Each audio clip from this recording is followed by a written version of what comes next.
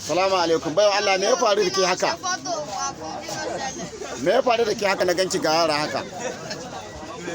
Salamu alaikum.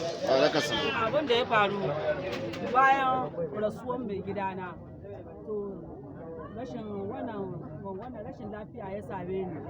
To shine ita wannan matar da muke zaune da ita cikin gida, da ta ga ba ni da lafiya an wuce da ni, sai ta ɗauki yara na sai ta tafi da su. Tun da ta tafi da yaran nan ban ƙara ganin su ba. Na shiga gidan malamai, na shiga roƙon Allah, din da yara na suke da Allah ya bayyana musu. Na yi bayani ina yara na suke, an ce mu suna Lagos. Na zo Lagos maka ban ga yara ba, na yi lema ban gane su ba. Na kuma inda matar da muke zaune tare gida ba biya ce muke zaune da ta gida guda, ta kwaso yaran ta yau gaba da su.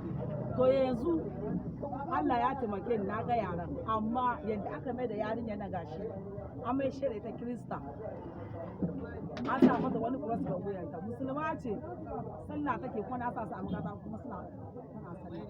Da fito ga gashi Bahaushiya yarinya Hausawa an mashe ta Kirista, an mashe ta haleluya. Ga yarinya nan da Allah ka tambaye ta malam ko ka tambaye ta. Ya sunanta na da? Zainabu Abu. Yanzu ya sunanta? Ya sunan ki yanzu anan suka samu ki Kirista? Ya sunan? Sunanta Saira a Kirista. To kun gani jama'a, saboda ƴan uwa musulmai, ke wannan wa? Ya sunan ki? Sadiya. Yanzu wa? Deborah, subhana.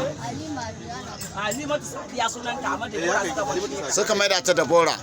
To jama'a, ya kamata manyan musulmai na ƙasa duniya su taimaka su bi ma wannan mata haƙinta. Tsakani da Allah, daga wata jihar, daga ina suka dauko da suka kawo su Lagos? Daga Oshogbo. Daga Oshogbo. Amma mu ƴan Sokoto ne. Ku ƴan Sokoto ne, kuna zaune Oshogbo. Muna zaune Oshogbo. Bayan mijinki ya rasu sai suka dauko suka kawo su Lagos, suka kiristantar da su.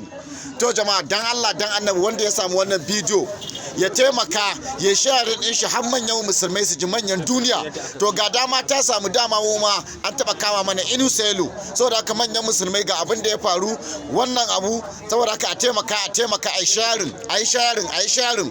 sharing idan yawwa yanzu sarkin Hausawan Olanda da ke Adamo Ikurudu bisa jagoranci shi aka ceto yaran nan daga hannun waɗannan mutane. Saboda haka idan ne neman ƙarin bayani akwai lambar wayar sarki wadda lambar ka 080 25